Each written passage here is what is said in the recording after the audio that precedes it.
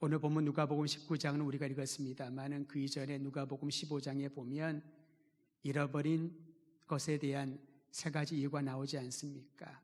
그 중에 가장 인상적인 것은 세 번째 비유인 잃어버렸다고 생각했던 둘째 아들이 아버지에게로 돌아오는, 그런데 그 아들은 아버지에게 돌아오면서 큰 결심을 하고 돌아온 거 아닌가요? 그런데 돌아와 보니 아버지가 둘째 아들이 떠난 이후로부터 돌아올 때까지 포기하지 않고 기다리고 그를 맞이하는 것에 둘째 아들의 마음은 녹아버렸습니다. 잃어버린 영혼을 기다리고 끝까지 포기하지 않는 아버지 하나님의 마음을 기억하면서 오늘 예배하는 모든 이들, 그리고 여러분 마음에 품고 또한 바라보는 잃어버린 한 영혼 한 영혼이 주께로 돌아올 그날을 기대하며 확신을 가지고 나아가시기를 바랍니다. 오늘 읽은 본문은 복음서들 중에서 누가복음에만 기록되어 있는 삭개오라는 사람의 이야기입니다. 윤현주일학교부터 이 삭개오 얘기는 워낙 많이 들어서 삭개오 그러면은 그저 여러분 따로 준비하지 않고도 아주 줄줄줄줄 이야기를 잘 하실 것 같습니다. 그는 여리고에 살고 있었습니다. 삭개오는 우리가 알고 있는 것처럼 세리장이었고 부자였다라고 성경은 기술합니다. 로마인들은 제국 발전의 비용을 충당하기 위하여 피지배국 백성들에게 세금을 부과했는데요, 이 세금을 부과하기 위한 전략이 아주 치밀하고 놀랍습니다. 그 나라 백성들 중에서 로마 제국이 뽑은 사람들, 세리로 등용하여 세금 거두는 일에 로마 사람들이 앞서지 않고 그 나라 백성들 중에 세리들을 적극 활용했던 것입니다. 그저 로마는 뒤에서 조종만 했을 뿐이죠. 아주 탁월한 그러한 전략이라고 할 수 있습니다. 그렇다 보니 세리는 로마 정부가 보장하는 안정된 지위, 직업이었습니다. 한번 세리가 되고 나면 그저 그가 어떤 일을 하든지 사람들의 민원에 의해서 또한 그들이 정기적으로 투표를 해서 선출하는 그러한 직업이 아니었던 것이지요. 로마 제국이 인정하는 지위였습니다. 그렇다 보니 제국의 보호 아래 세리들은 여분의 돈을 징수하더라도 큰 문제가 되지 않았습니다. 본래의 세금뿐만 아니라 거기에 덧붙여 여분의 돈을 징수하면서 개인의 수입으로 삼는 것이 일상이 되어버린 것이지요. 그래서 부자가 되려면 주식에 투자하는 것이 아니라 세리가 되어라. 세리가 되면 부자가 되는 길은 그리 멀지 않았다라는 인식이 그 당시 사회에 있었던 것입니다. 이 때문에 세리는 친로마적이고 경제적으로는 부당한 이득을 취하는 사람의 상징이었습니다. 너 세리 같구나, 이 말은 치욕적인 말이었던 것이지요. 참 부자구나, 그런 긍정의 말이 아니었습니다. 게다가 세리들의 수장이었던 삭개오를 부패한 인물이다라고 인식하는 것은 당연한 일처럼 보였습니다. 성경은 그저 여리고에 살고 있는 삭개오는 세리장이었고 부자였다라고 말하지만은 이 말은 그는 당시에 여리고에서 가장 부패한 사람의 상징으로 일컬어졌다라고 유대인들의 말로는 재해석할 수 있었던 것입니다. 사실 부자가 되고 싶은 열망은 누구나 있지요. 여러분, 부자 되는데 그걸 싫어하는 사람 어디 있습니까? 부자 되는 거 좋습니다. 좋은 집에서 맛난 음식을 먹고 사람들에게 대우받는 그러한 환경 가운데 산다는 것은 참 좋은 일 아니겠습니까? 성경에는 한 부자가, 또 다른 부자가 등장을 합니다. 그 사람을 부자였는데요, 젊었고 관원이었다고 합니다. 다 갖춘 사람처럼 보이지 않습니까? 젊었는데 부자였고요, 그리고 안정된 관원이었다라는 것입니다. 그는 영성에 대한 관심이 깊었습니다. 그래서 예수님을 찾아와서 이렇게 말합니다. 주님, 제가 이러저러한 계명을 다 지켰습니다. 그런데 아직 제 마음이 영성에 관해서는 공허합니다. 길을 찾지 못하겠습니다. 어떻게 해야 될까요? 그런데 주님께서는 그 부자 젊은 관원에게 이렇게 말씀하시지요. 잘하였구나. 그런데 너에게 한 가지 부족한 것이 있다. 네가 가진 모든 것들을 팔아 가난한 사람들에게 나누어 주고 그 이후에 나를 따르라 라고 말씀하셨습니다. 그러면 그 말씀에 그대로 따르면 될 텐데 영생에 대한 관심이 있었지만은 이 부자였던 젊은 관원이 성경에 의하면은 근심하며 돌아갔다라고 말합니다. 예수님이 분명히 말씀해 주셨지요. 짚어 말씀해 주셨습니다. 네가 참 잘하고 있구나. 영생에 대한 갈망도 있고 구원에 대한 관심도 깊고 율법을 따라서 모든 절기와 예배를 드렸고 그리고 계명을 지켰구나. 그런데 그게 다가 아니다. 한 가지 부족한 것이 있으니 네 모든 가진 것을 팔아 나누어 주라. 그리고 나를 따르라. 왜 이 부자 관원이 근심하며 돌아갔을까요? 주님의 말씀에 결단하지 못했을까요? 그 이유는 하나였습니다. 그는 자신이 가지고 있는 재력이나 명성이나 지위를 의지했던 사람이기에 그것을 포기한다는 것이 죽는 것보다도 더 힘든 일처럼 느꼈던 것이죠. 근심하며 돌아갔다라고 성경을 말합니다. 여러분 무엇을 의지하는가? 예수님은 거기에 초점을 두신 것입니다. 재물이 많냐 적냐 부자냐 가난한 자냐 그것에 주님은 관심을 둔 것이 아니라 우리가 의지하는 주님을 따르는데 주님을 섬기는데 걸림이 되는 무엇인가가 있다면은 그것을 내려놓으라 도전했던 것입니다. 여러분 이 말씀에 의하면은 삭개오는 주님을 따르기에 부적격한 사람처럼 보입니다.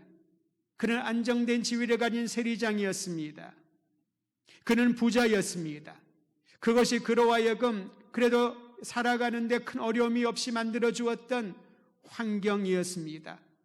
그런데 삭개오는 조금 전에 나누었던 부자 젊은 관원과는 다른 입장과 태도를 가지고 주님 앞에 나아갑니다. 그랬던 삭개오가 돈과 명예와 지위를 가지고 있던 삭개오가 소문으로만 들었던 예수님이 누구신지를 보고 싶어 했다라고 말합니다. 그냥 막연한 영생에 대한 관심, 영적인 관심이 아니라 예수님의 도대체 어떤 분인가? 그분을 보고 싶어 했다라고 말합니다. 마침 예수님께서 여리고로 들어오신다는 소식을 접합니다. 사람들의 소리가 길거리에서 들립니다. 분명히 예수님이 지나고 있는 것을 삭개오는 직감했습니다. 주님을 보고 싶은 마음이 간절했던 삭개오는 예수님을 보러 밖으로 뛰쳐 나갔습니다. 사람들이 많이 모여 있는데 문제가 생겼습니다. 삭개오가 키가 작았다라고 말합니다. 얼마나 작았는지는 모릅니다만은 사람들이 모여 있는 데에 그 무리들보다는 분명히 작았겠지요. 그러니까 예수님이 어디 계시는지 그는 볼 수가 없었습니다. 그에게 있어서 현실적인 장애물이었던 것이지요. 키가 작아서 사람들이 많으니 주님을 가까이 갈 수가 없었습니다. 그는 부자였고 세리장이었지만은 사람들 앞에 당당하게 나설 수 있는 그러한 입장이 아니었습니다. 환경적인 자기 자신의 이러한 장애물 때문에 삭개오는 예수님께 가까이 나갈 수 있는 그러한 입장이 아니었던 것이지요. 웬만한 사람이면은 그 정도에서 포기했을 것입니다. 나와는 연이 안 닿나 보다. 내가 이렇게 마음을 결단하고 나왔을 때 예수님이 앞에 딱 계셔야 하나님이 우리의 만남을 예비하셨구나. 그렇게 생각할 텐데 주님을 향한 마음이 있었지만은 장애물이 너무 많은 거예요. 그런데 삭개오는 포기하지 않았습니다. 그런 예수님이 지나갈 것으로 예측하는 그 길가에 심겨져 있는 돌 무화과 나무, 뽕나무라고 합니다. 그 위로 올라갔습니다. 당시의 뽕나무는 긴 가지들이 아래로 뻗어 있어가지고 키가 작은 사람이라 할지라도 어린아이 같은 어린아이들도 그 가지를 타고 올라가는데 큰 어려움이 없었던 것이지요. 삭개오가 그걸 알고 있었습니다. 돌무화과 나무에 올라가서 이제 예수님이 지나가는 것을 먼 발치에서 보고 있을 때 주님의 모습이 조금씩 가까워집니다. 가슴이 뛰었을 겁니다. 그런데 그의 가슴을, 심장을 더 박동시키는 사건이 일어났습니다. 예수님께서 삭개오가 올라가 있는 나무 가까이로 오셨을 때에 나무 위에 있는 삭개오를 바라보셨다는 겁니다. 예수님과 삭개오의 눈이 마주쳤습니다. 심장이 멈추는 그런 느낌이 아니었을까요? 그런데 그걸로 끝나지 않았습니다. 예수님은 그와 눈을 마주치고 외면하지 않으셨습니다. 주님께서는 삭개오를 향하여 이렇게 말씀하셨습니다. 누가복음 19장 5절 세 번역으로 제가 읽어드립니다. 삭개오야, 어서 내려오너라. 오늘은 내가 너의 집에서 묵어야 하겠다. 극적인 장면입니다. 삭개오를 비롯하여 그곳에 있던 모든 사람들, 제자들까지도 상상하지 못했던 일입니다. 왜냐하면 삭개오는 예수님과 일면 인식도 없었거든요. 전혀 모르는 관계입니다. 어떤 사람이 중간에서 예수님과 삭개오를 만날 수 있도록 연결해 주지도 않았습니다. 그런 상황에서 예수님이 삭개오의 이름을 부르십니다. 주님의 음성을 들었을 때에 얼마나 기쁘고 감격했을까요? 거기에 머물지 않고 삭개오야, 나에게로 오라. 나무에서 내려오너라. 너의 키 작음으로 나를 보지 못하게 하고 세리장 부자라고 하는 혐오적인 그 자리에서 내려와서 나에게로 오라. 내가 너와 함께 거하리라. 너의 집에 머물리라. 주님이 말씀하셨습니다. 자신의 한계 때문에, 환경적인 제약 때문에 감히 예수님께 가까이 나아갈 수 없었던 삭개오를 예수님은 부르셨고 그의 인생 속으로 들어가셨습니다. 오늘 우리 한 사람 한 사람을 불러주시고 우리의 고민과 걱정과 염려가 가득한 삶 속으로 들어오셔서 나에게로 오라. 내가 너와 함께 거하리라. 말씀하시는 주님의 음성 듣게 되기를 주의 이름으로 축원드립니다. 삭개오는 어린아이처럼 기뻐하며 나무에서 급히 내려와 예수님을 모시고 자기의 집으로 갔습니다. 그러면서 얼마나 그 마음에 움직임이 있었을까요? 이 장면을 보면은 사람들이라면, 신앙이 있는 사람들이라면 박수를 치면서 환호했을 것입니다. 역시 예수님이셔. 삭개오를 알아보시고 그에게 구원의 기회를 주시고자 하는 것 같아. 기뻐하면서 잃어버린 영혼이 돌아온 것을 즐거워해야 했을 것입니다. 그런데 이 광경을 본 많은 사람들은 수군대기 시작을 합니다. 그리고 불평을 합니다. 로마에 빌붙어서 동족의 혈세를 거두는 세리장 삭개오는 배신자인데, 매국노와 같은데, 그렇게 부패한 죄인이요 평판이 좋지 않은 삭개오를 왜 예수님이 아는 척했을까? 왜 그의 집에 들어갔을까? 예수님은 삭개오가 어떤 인간인지 모르셨던 건가? 아니, 가까이 있는 수족과 같은 제자들은 왜 삭개오에 대해서 예수님께 설명하지 않았을까? 수군거리며 불평하고 도대체 예수님이 이해가 안 된다라고 그렇게 말했을 것입니다. 이해가 안 됐습니다. 그런데 여러분, 예수님이 삭개오를 몰라서 그러셨을까요? 사람의 내면을 알고 계시고 모든 만물을 창조하시고 우리의 구원자이신 예수님은 제가 어떤 사람이에요 라고 자기소개를 해서 알고 그렇지 않다고 모르는 분이 아닙니다. 수가성 사마리아 여인을 주님을 만나시면서 그가 어떤 인생을 살았는지 아셨습니다. 그러나 질문을 통하여, 대화를 통하여 그 여인의 내면으로, 그의 인생으로 주님은 들어가신 거지요. 삭개오가 누군지 누가 설명하지 않아도 그가 어떤 인생을 살고 어떤 위치에 있는지, 그의 마음이 어떠한지 주님은 잘 알고 계셨기에 삭개오를 불러주셨고 그의 집에 머물겠다고 말씀하셨습니다. 예수님은 그가 누구인지, 어떤 사람인지 상관하지 않았던 것입니다. 주님은 부르십니다. 모든 영혼들을 부르시고 그를 사랑으로 품어주시며 회복시켜 주실 줄 믿으시기를 바랍니다. 갈라디아서 3장 28절에 보면은 바울이 이렇게 고백합니다. 유대인이나 헬라인이나 자유인이나 종이나 남자나 여자나 할 것 없이 그리스도 예수 안에서는 하나이니라. 형제요 자매요 가족이니라. 나와 상관이 없는 사람이라고, 내가 미워하는 사람이라고, 나에게 상처를 준 사람이라고, 그를 하나님의 자녀가 아니라고 어떻게 말할 수 있을까요?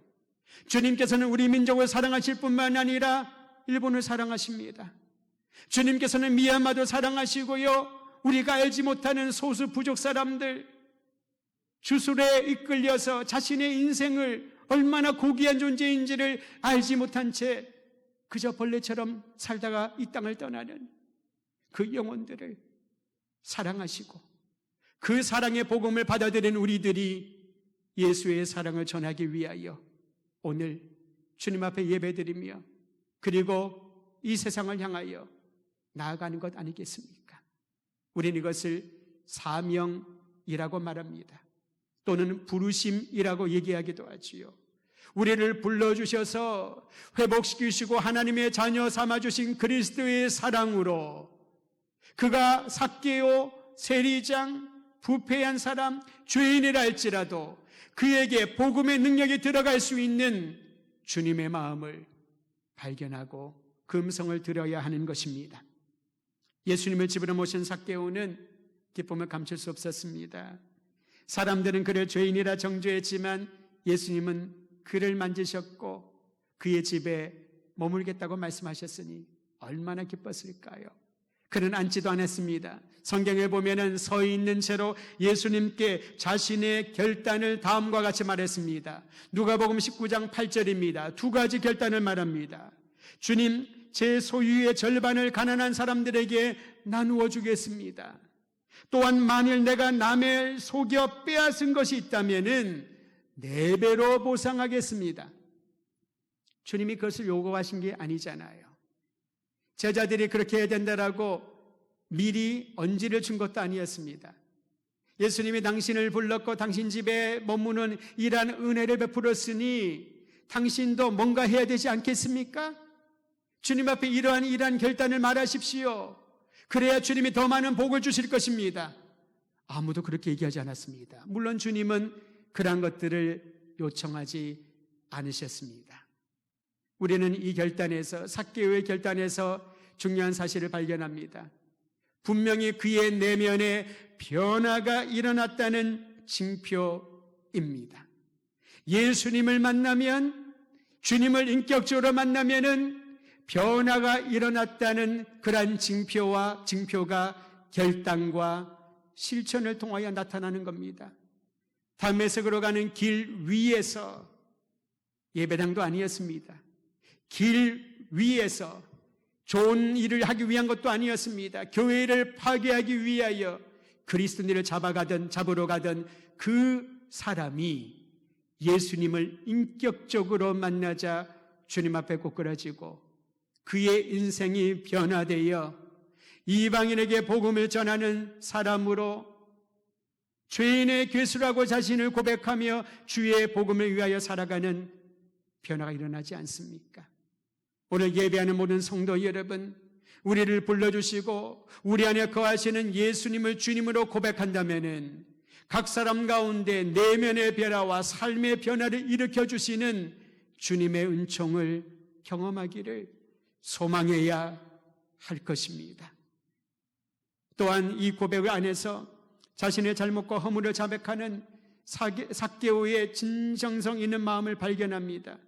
이제는 자기 자신을 위해 살지 않고 이웃을 사랑하고 하나님만을 섬기며 주의 영광을 위하여 살겠다는 결단이 삭개오의 결단입니다. 그냥 제가 가진 거 다 나누어 줄게요. 이제 제가 구제하고 기부하고 사람들에게 좋은 소리 들으면서 조금 따뜻하게 살고 싶습니다. 그러한 결단이 아니라는 거지요. 그의 이 결심 가운데, 고백 가운데 예수님은 간파하셨던 것입니다. 자신의 죄를 진심으로 회개하고 부당하게 빼앗은 것이 있다면 4배 이상을 갚을 정도로 그가 주님 앞에 이제 새로운 사람으로 살겠다는 신앙의 고백이요 결단인 것입니다. 오늘 주님의 음성을 듣는 이들에게 이러한 동일한 결단, 자신의 죄를 참회하며 주님을 위하여 주의 영광을 위하여 살겠다는 결단이 있게 되기를 간절히 소망하는 것입니다. 예수님은 변화의 자리로 성큼 다가온 삭개오에게 놀라운 메시지를 선포하셨습니다. 우리 함께 19장 9절 말씀 같이 읽도록 하지요. 19장 9절입니다. 시작. 예수께서 이르시되 오늘 구원이 이 집에 이르렀으니 이 사람도 아브라함의 자손이로다. 여러분이 구원이라고 하는 단어는 여러 가지 의미가 있습니다만은 회복되다, 치유받다, 건강하게 되다, 온전하게 되다, 그러한 뜻이 있습니다. 육신의 질병으로부터 회복될 때 구원이 임하였다, 그렇게 성경은 말하지 않습니까? 영혼의 올무, 사망의 권세에서 벗어나 영원한 생명, 하나님의 자녀가 되었을 때 구원받았다, 온전하게 회복되었다라고 말합니다. 즉 예수님께서 말씀하신 것처럼 오늘 구원이 이 집에 이르렀다라는 것은 이제 삭개오와 그의 가족의 삶 전체가 주님의 통치 안에 들어갔다, 주님과 동행하게 되었다라는 것입니다. 주님이 말씀하신 대로 살아가고 주님이 원하시는 일을 이루기 위하여 그들의 삶의 목적이 조정되었다, 초점을 맞추었다. 희미하게 어디가 길인지, 이 사람의 이목구비가 어떻게 생겼는지 알지 못했던 우리의 시야가 열려서 다른 사람이 보지 못하는 진정한 모습을 볼 수 있는 그런 삶 가운데 들어가게 되었다는 것입니다. 너희 집에 구원이 임하였으리라. 구원의 약속은 참된 만족과 희망을 보장해 주십니다. 우리가 예수님 안에서 구원받았다라는 것은 어떤 삶 가운데 있든지 참된 만족을 누리고 희망을 버리지 않는 하나님의 사람으로 살아간다는 것입니다. 그리스도께서 주신 이 구원의 감격을 날마다 누리시기를 바랍니다. 삭개오가 재산을 다 포기했기 때문에, 이제는 선하게 살기를 결단했기 때문에 구원을 주신 것이 아닙니다. 오늘 성경은 이렇게 말합니다. 이 사람도 아브라함의 자손이로다. 이 사람도 아브라함의 자손이로다. 삭개오는 하나님이 창조하시고 사랑하는 그리고 존귀한 영혼이었기 때문에 주님께서 구원이 그 집에 임하였음을 선포하신 것입니다. 나의 자격과 노력과 공로로 구원에 이를 수 있는 것이 아니라, 지금은 내가 조금 부끄러운 구원인데, 우리는 그런 얘기 하잖아요. 부끄러운 구원이 어디 있나요? 구원은 구원이지요. 아마 그런 마음을 표현할 것입니다. 내가 구원받았는데 성실하지 못하고 충성하지 못하고 주님 배울 때 조금 부끄러운 마음도 들 것 같고, 그래서 그런 단어를 쓰지 않을까요? 여러분, 앞으로 그런 단어 쓰지 않기를 바랍니다. 구원은 주님이 주시는 건데 왜 우리는 그것을 부끄럽다, 아니다, 크다, 작다라고 평가를 하나요? 구원에 이른 사람들은 하나님이 주시는 완전한 선물을 받은 사람입니다. 할 수만 있다면 그 구원의 선물을 늦추지 말고, 옷장에 숨겨두지 말고, 지금 나에게 주신 선물인 줄 알고 마음껏 누리며 그 구원의 선물을 다른 사람들에게 나누어주는 인생 살기를 원하는 것입니다. 죄로 인해 부패하고 상실된 하나님의 영상이 회복되는 것, 그리스도 예수 안에 있는 자에게 허락하신 구원의 은총이 삭개오에게 임한 것처럼 여러분과 저에게, 오늘도 주님을 찾고 주의 이름을 부르는 모든 이들에게 동일하게 나타나기를 간절히 소망하는 것입니다. 예수님은 삭개오를 부르시고 그의 집에 머무신 이유를 이렇게 말씀하셨습니다. 누가복음 19장 10절의 말씀, 우리 큰 소리로 함께 읽지요. 시작. 인자가 온 것은 잃어버린 자를 찾아 구원하려 함이니라. 기적을 행하게 함이니라. 확고한 견고한 조직을 만들기 위함이라. 세상에 유익을 주기 위함이라. 그렇게 막연하게 또한 개인의 열망을 말하지 않았습니다. 잃어버린 자를 찾아 구원하려 함이니라. 삭개오를 부르신 이유도, 그의 집에 들어가신 이유도, 여리고에 들어가신 이유도, 사마리아 성에 들어가시고 두로와 시돈성을 두루다니신 이유도, 예루살렘 성전에 들어가신 이유도 잃어버린 자를 찾아 구원하기 위하여 예수님 오신 거지요. 십자가에 달려 돌아가신 이유도, 3일 만에 부활하시어 다시 오시겠다는 그 약속을 두고 주의 제자들에게 성령을 보내시고 주의 교회를 세우신 이유도, 목적도 잃어버린 자를 찾아 구원하게 하기 위함이라. 주님의 음성을 다시 한번 듣게 되는 아침 되기를 원합니다. 예수님은 삭개오를 잃어버린 양으로 보셨습니다. 사람들은 그를 부패한 세리로, 죄인으로, 변절자로 정죄했지만 예수님은 돌아와야 할, 아버지 집으로 돌아와야 할 잃어버린 아들로 보신 것이지요. 오늘 이 말씀을 듣는 모든 성도 여러분, 삭개오가 간절히 예수님을 알기 원했고 주님의 음성에 귀를 기울인 것처럼, 죄악에서 돌이켜 주님과 동행하기로 결단했던 것처럼, 오늘 주님의 음성을 듣고 주님 앞으로 가까이 나아가 주님과 함께 동거하는 아름다운 인생 되기를 주의 이름으로 축원드립니다. 로마서 10장 12절 말씀을 읽음으로 오늘 설교를 마무리하려고 합니다. 기록하기를 유대인이나 헬라인이나 차별이 없습니다. 한 분이신 주께서 모든 사람의 주가 되사 그를 부르는 모든 사람에게 부요하시도다. 할렐루야. 주의 음성에 응답하는 이들을 부욕해 하시고 풍요하게 하시며 영원한 아버지 하나님의 나라의 자녀 삼아주신 그 은총을 기억하며 날마다 주님과 동행하는 인생 되기를 간절히 소망합니다.